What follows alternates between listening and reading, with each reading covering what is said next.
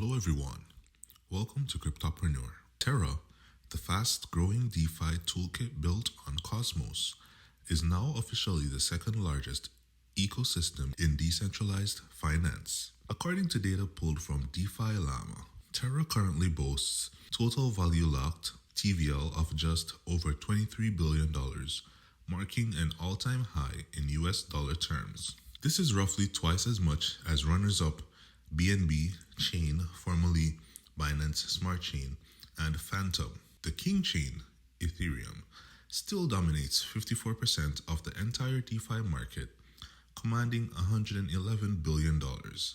But if we switch our chart over to TVL expressed in Luna, the Terra network's native token, used to pay transaction fees and vote on governance, the picture's a bit different.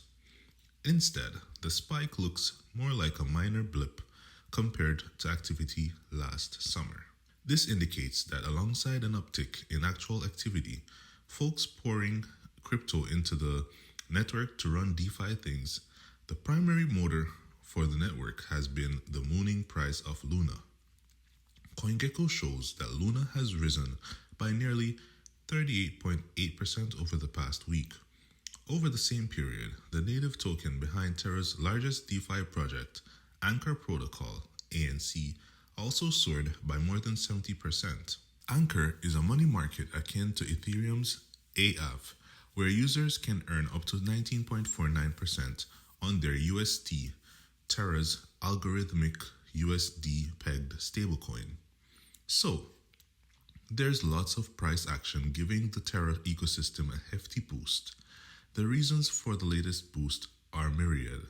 The Luna token, for instance, just began trading on FTX exchange last month. More important, though, was the protocol earmarking $1 billion for a Bitcoin treasury generated through a Luna token sale. Jump Crypto and Three Arrows Capital led the raise on February 23, with the funds reportedly being used to establish something called a UST Forex Reserve. The idea is that Luna Foundation Guard, LFG, a non-profit organization designed to support all things Terra, will be able to provide the stablecoin with a non-correlated reserve in case of any volatile price swings. This will help keep UST pegged to $1. The fact that this reserve is a non-correlated reserve is important given the design of UST and Luna. Each time $1 of UST is created, $1 in Luna is destroyed. The inverse is also true.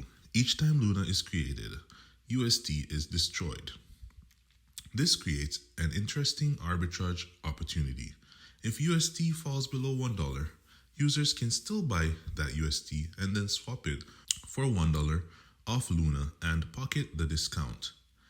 And as this UST is bought, then swapped, it's burned and is removed from circulation. This reduces the stablecoin's supply and help lift its price back to $1.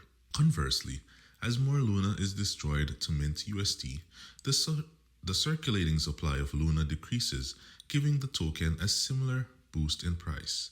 As you can see, that's a very strict supply and demand relationship between these two assets.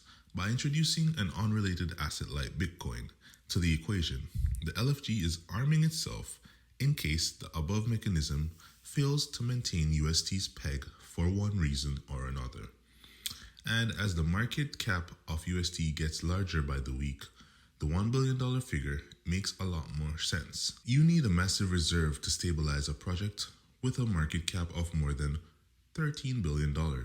Another advantage of using Bitcoin as a reserve asset for the Terra ecosystem is that it's censorship resistant and decentralized rather than, say, the USDC stablecoin that backs the algorithmic stablecoin DAI. It's a unique move from a unique project.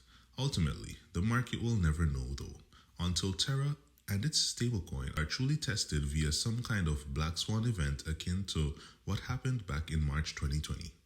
For now, so-called lunatics are still crazy for Luna and DeFi projects building under its umbrella. And though it's still a long way from catching Ethereum, The fact that it's pulled away from the rest of the pack suggests that Terra is much more than a flash in the pan.